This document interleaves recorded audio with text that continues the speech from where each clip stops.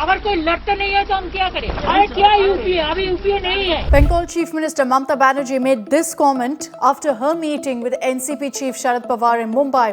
Let's tell you also that Mamata herself was once a part of the Congress-led UPA. This statement has irked many Congress leaders, and somewhere really her statement was a signal that the Congress is simply not in a position to challenge the BJP in 2024. But why really did she make such a statement, and how did the UPA see this kind of a decline? Let's decode that for you in this video. Let's begin with how the UPA was formed. UPA stands for United Progressive Alliance after the 2004 general elections, when it had become clear that no party had won an absolute majority.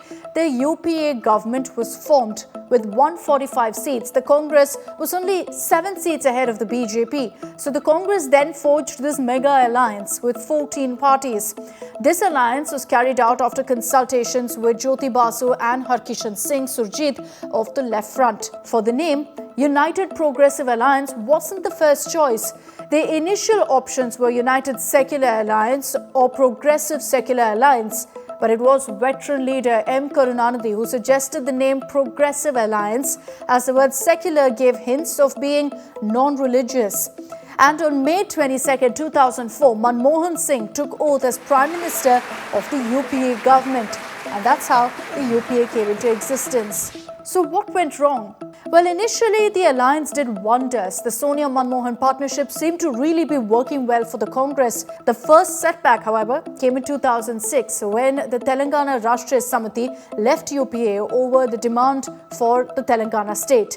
Then in 2007, Vaiko's MDMK also left the coalition, and this trend continued in 2008. 4 parties left the UPA over the India-US nuclear deal. UPA still suffered this setback as Mulayam Singh supported Congress at that time.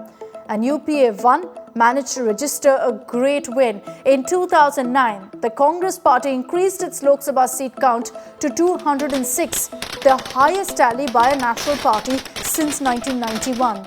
But there were only 5 parties standing with UPA 2.0 now.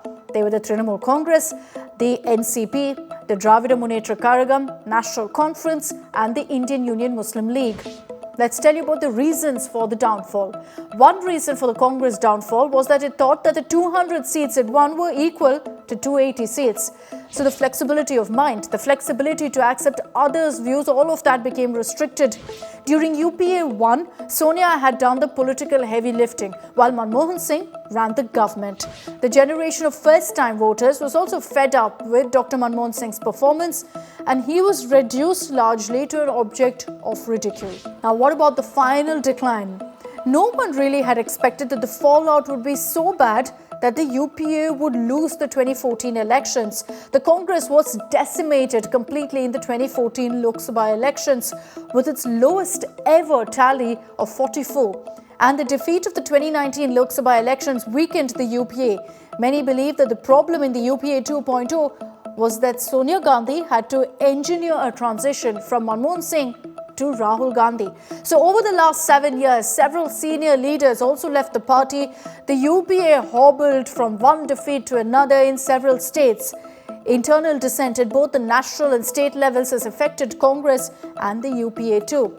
Technically, there is no UPA after 2014. In other terms, Mamata Banerjee is quite right. The Congress's relations with most of the parties are strained now, except perhaps with some, a handful of them like the DMK, the NCP, the JMM. Didi's statement, however, has fizzled out any further attempts to forge an opposition unity, particularly with the Congress at the helm. And Mamata was perhaps suggesting it was time for a new grouping, and this time Congress cannot be an automatic leader.